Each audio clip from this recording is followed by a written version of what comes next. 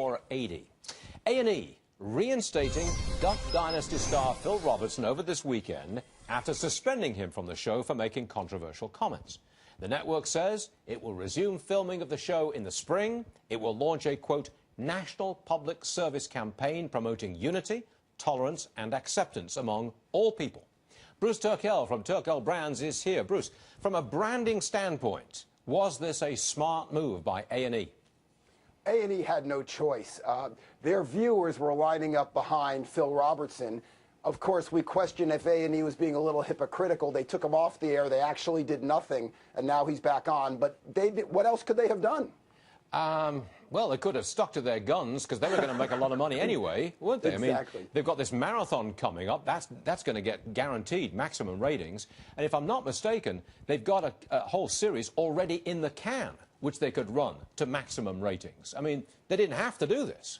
No, you're right. They had them all in the can. Plus, they did the marathon. He was already in it. Plus, they said they put him on indefinite hiatus, which didn't mean anything anyways. It seems to me they were simply hedging their bets to wait and see. What we looked at was a giant battle for authenticity. Who was the authentic group here? Who was acting authentically? And I think we got our answer. So the answer is that the Duck Dynasty people, they won, did they? They absolutely won. I think what's going to happen is you're going to see on text messaging, people are going to use a new acronym now. It's going to be WTD. What the Duck? Because they won it. Nice one there, Bruce. I wasn't expecting that. That wasn't in the script. You would think he was in marketing or something like that. You'd think he was in marketing. Imagine that. Good Lord. Who is this guy? All right, Bruce, I've got to get to McDonald's. The company is seeing its fair share of controversy. We all know that. They've made a suggestion on its employee website that employees choose healthier meals rather than the fast food that's been selling in McDonald's. All right, now the site has been taken down. Bruce, what does this removal of the website say about the company, the way the company sees itself?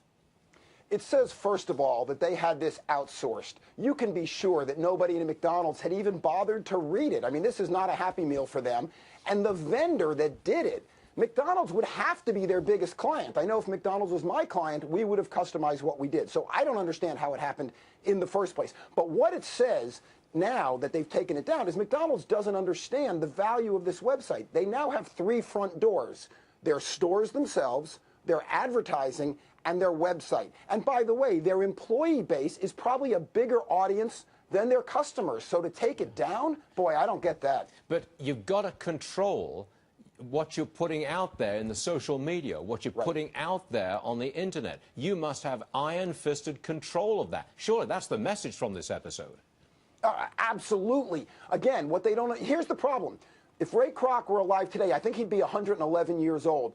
He would not understand what was going on. That sounds funny, but it's not. What it says is that the upper echelon, the C-suite, isn't really paying attention to this crazy interweb thing.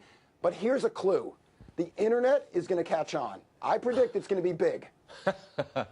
How would you, if you're advising a company like McDonald's, how would you advise them to control what is said about them on the freewheeling internet? Can you do that?